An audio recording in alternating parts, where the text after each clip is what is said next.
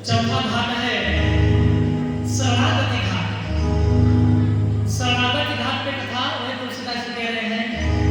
ज्ञान घाट पे कथा, ज्ञान घाट कहाँ है? बोले मानसरोवर कैलाश पर्वत, जहाँ पे शंकर जी और माता पार्वती निवास करते हैं। दूसरे जगह कथा शंकर जी कह रहे हैं श्रोता पार्वती मैया है। और कर्म घाट पे, कर्म घाट कहाँ है भैया? बोले तीर्थराज प्रयागराज धाम पे कथा हो रही है। तीसरे जगह श्रोता है मुनि भारद्वाज मुनि और वक्ता है भगवान याज्ञवल्क्य जी। और भक्ति घाट पर कथा हो रही है नीलगिरी पर्वत। वक्ता है पूज्य महाराज काकभूषण जी महाराज। और श्रोता कौन है? श्रोता कौन है? बोले गरुड़ जी महाराज।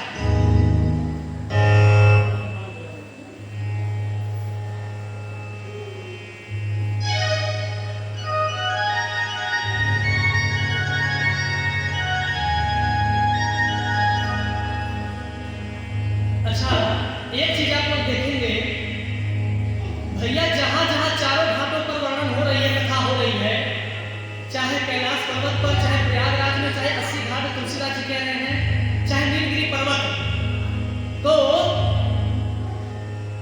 वक्ता सबसे छोटा है, श्रोता बड़ा है। देखिए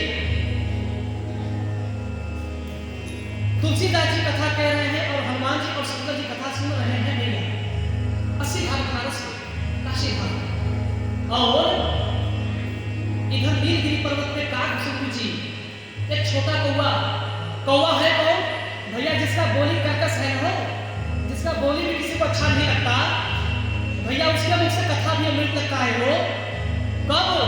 जब मेरे राम जी माया जिसके फेर दे, तब ऐसे मेरे रघुनाथ जी ने काकभूषण जी महाराज पे ऐसा कृपा किया, एक कौवा लगा कथा कहने। और जो गरुड़ जी 24 घंटा भगवान को पीठ पे ढोते थे, हरिवाहन गरुड़ जी, उनको कथा सुना रहे हैं।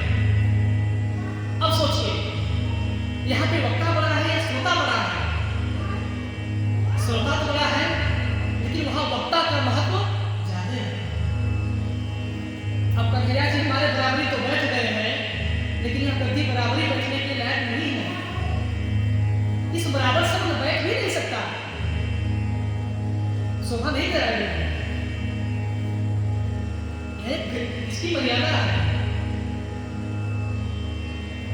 यहाँ पे सिर्फ व्यास जी महाराज और सिर्फ हनुमान जी महाराज दो ही लोग बैठ सकते हैं। तीसरे का स्थान और एक और बैठ सकते हैं, मेरे गुरुदेव महाराज, और चौथा कोई नहीं बैठ सकता। इसी प्रकार